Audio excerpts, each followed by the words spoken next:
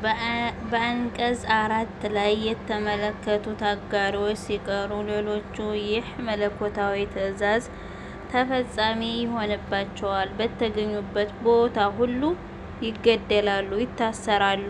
አሰላሙ አለይኩም ወራህመቱላሂ ወበረካቱ።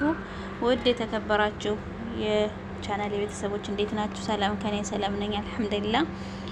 አተውባ ምዕራፍ በመዲና የተወረደ አንቀጽ 29 የቀጠለ።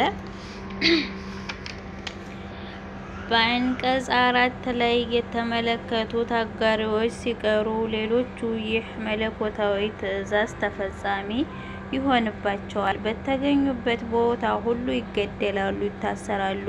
ይህ የሆነው ከላይ እንደተገለጸው የሚበጀውን እንዲወስኑ የ4 ወር የጊዜ ገደብ ከተሰጣቸው በኋላ ነው። ድርጊቱ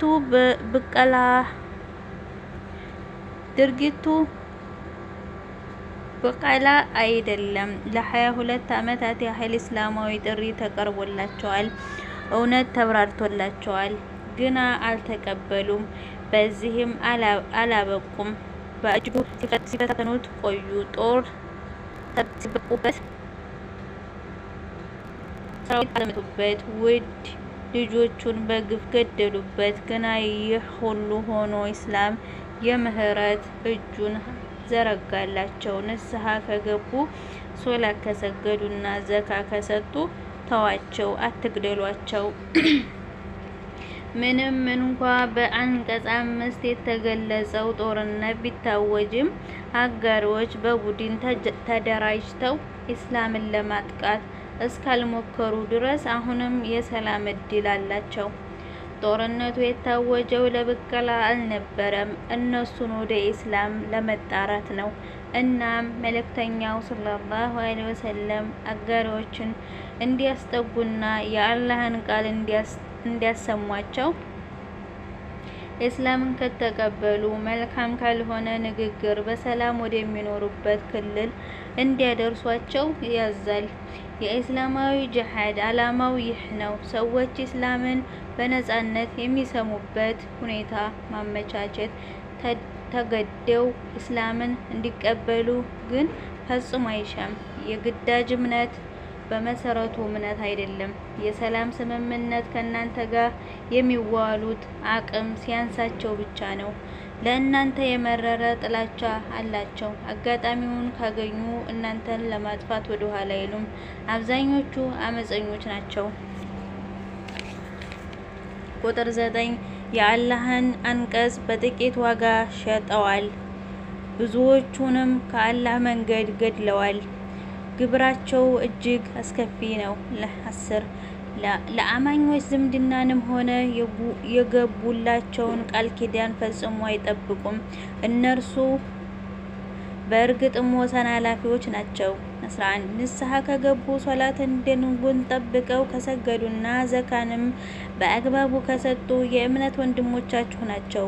ለሚያውቁ ሰዎች አንቀጾችን እናብራራለን። 12 ግና ቃል ኪዳን ከገቡ በኋላ መሐላዎቻቸውን ካፈረሱና እምነታቸውን ካንቋሸሹ የክህደት መሪዎችን ተጋደሉ። የእነርሱ የሚታመን መሐላ የላቸውም። ኢስላምን ከማጥቃት ይታቀቡ ዘንድ ተፋለሟቸው። 13 መሐላዎቻቸውን ያፈረሱ፣ መልእክተኛውንም ከሀገር ያስወጡ ያሰቡና ቀድመው የወጓችሁን ሰዎች አትጋደሉምን? ትፈሯቸዋላችሁን? አማኞች ከሆናችሁ ልትፈሩት የሚገባው አላህን ብቻ ነው። 14 ተጋደሏቸው፣ አላህ በእጆቻችሁ ይቀጣቸዋል፣ ያዋርዳቸዋል። እናንተንም በእነርሱ ላይ ድልን ትቀናጁ ዘንድ ይረዳቸዋል። የአማኞች ህዝቦች ልቦችም ያድናል። ለእናንተ ያላቸውን ጥላቻ ሚስጥሩ ይሄ ነው። የአላህን ዲን ትተዋል፣ የዚህችን ዓለም ጸጋ መርጠዋል። ኢስላም ህገወጥ ዓለማዊ ጥቅሞቻቸውን እንደሚጎዳባቸው ይሰማቸዋል። እናም ሊያጠፉት ይጥራሉ። ተግባራቸው እጅግ አስከፊ ነው። የጠላትነት ስሜታቸው እጅግ ጥልቅ ነው። የዝምድና ትስስር ቃል ኪዳን እናንተን ከማጥቃት አያግዳቸውም። ይህ የክህደት መሰረታዊ ባህሪ ነው። የሰው ልጅ ረጅም ታሪክ ለዚህ እውነታ በአማኝነት ሊዘከር ይበቃል። ኢስላም ያለፈውን ይቅር ይላል። የቱን ያህል የከፋ ወንጀል፣ ግፍና በደል ቢፈጽሙበትም በዚህ ጊዜ ውጊያ የግድ ይሆናል። የሐቅ በወታደራዊ መስክ የበላይነት መጎናጸፍ ብዙ ሰዎች እውቅና እንዲሰጡት፣ ትኩረት ችረውም እንዲመረመሩት ያደርጋቸዋል፣ ወደ መቀናትም ይመራቸዋል። እናም ተገደው ሳይሆን ወደውና ፈቅደው እውነትን ይቀበላል። በሽርክ ሳቢያ የተከመረበትን የመከራ ሸክም ለማራገፍ ጂሃድ የሚጫወትን ይላል። 15 የልቦቻቸውንም ቁጭት ያስወግዳል። አላህ የሚሻውን ሰው ንስሐ ይቀበላል። አላህ አዋቂም ጥበበኛም ነውና። 16 አላህ ከእናንተ መካከል በጽናት የታገሉትንና ከአላህ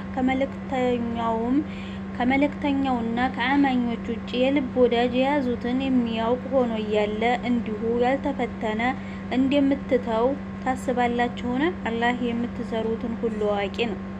17 አጋሪዎች በራሳቸው ላይ ክህደትን በመሰከሩበት ሁኔታ ውስጥ እያሉ የአላህን መስጊዶች ሊጠብቁ አይገባቸውም። እነሱ ሰዎቻቸው ሆነዋል፣ እሳት ውስጥም ዝንታለናቸው። 18 የአላህን መስጊዶች የሚያነጹትና የሚጠብቁት በአላህና በመጪው ዓለም ያመኑት፣ ሶላትንም ደንቡን ጠብቀው የሚሰግዱት፣ ዘካንም የሚሰጡ፣ ከአላህ ሌላ ማንንም የማይፈሩት ወይንም አማኞች ብቻ ናቸው። እነርሱ በእርግጥም የተቀኑት ውስጥ ናቸው። 19 የሐጂ ሰዎችም ማጠጣትና የተከበረውን መስጊድ ማነጽና መጠበቅን በአላህና በመጪው ዓለም አምነው በአላህ መንገድ ከተጋገሉት ሰዎች በኩል አደርጋችሁትን ከአላህ ዘንድ ፍጹም እኩል አይደሉም። አላህ በዳዮችን ፈጽሞ አያቀናም። 20 እነዚያ ያመኑት የተሰደዱትና በገንዘቦቻቸውም በነፍሶቻቸውም በአላህ መንገድ የታገሉት ከአላህ ዘንድ የላቀ ደረጃ አላቸው። እነሱ በእርግጥም ስኬታማዎች ናቸው። 21 አላህ እርሱ ዘንድ በሆነ እዝነትና ውዴታ እንዲሁም የዘላለማዊ ተድላና ሐሴት ባለቤት በሆነችው ገነት ያበስራቸዋል። 22 ከውስጧ ዘንታለም ይኖራሉ። አላህ እርሱ ዘንድ ከምንም በላይ የላቀ ምንዳ አለው። 23 እናንተ ያመናችሁ ሆይ አባቶቻችሁንም ወንድሞቻችሁንም ክህደትን ከእምነት አብልጠው ከወደዱ ረዳቶች አድርጋችሁ አትያዟቸው። ከእናንተ መካከል እርሱን ረዳቱ ያደረገ እርሱ በእርግጥም በዳይ ነው። 24 አባቶቻችሁን፣ ልጆቻችሁን፣ ወንድሞቻችሁን፣ የትዳር ጓዳችሁን፣ ዘመዶቻችሁን፣ የሰበሰባችኋቸውን ጥሪቶች፣ መክሰሩን የምትፈሩትን ንግድና የምትወዳቸውን ቤተሰቦች ከአላህ ከመልእክተኛውና በእርሱ መንገድ ከመታገል አብልጣችሁ የምትወዱ ከሆናችሁ አላህ የራሱ ውሳኔ እስከሚያስተላልፍ ድረስ ተጠባበቁ። አላህ አመፀኞቹን አይምርምና በላቸው። ወደ ኢስላም የሚመሩ ወገኖች ኃይል ሲኖራቸው በሐሰት ላይ የበላይነት መጎናጸፋቸው ጥሪያቸውን የበለጠ ቀላል ያደርገዋል። ብዙ ሰዎች ኢስላምን ትኩረት ችረው እንዲመረመሩትና እንዲቀበሉት ምክንያት ሆኗቸዋል።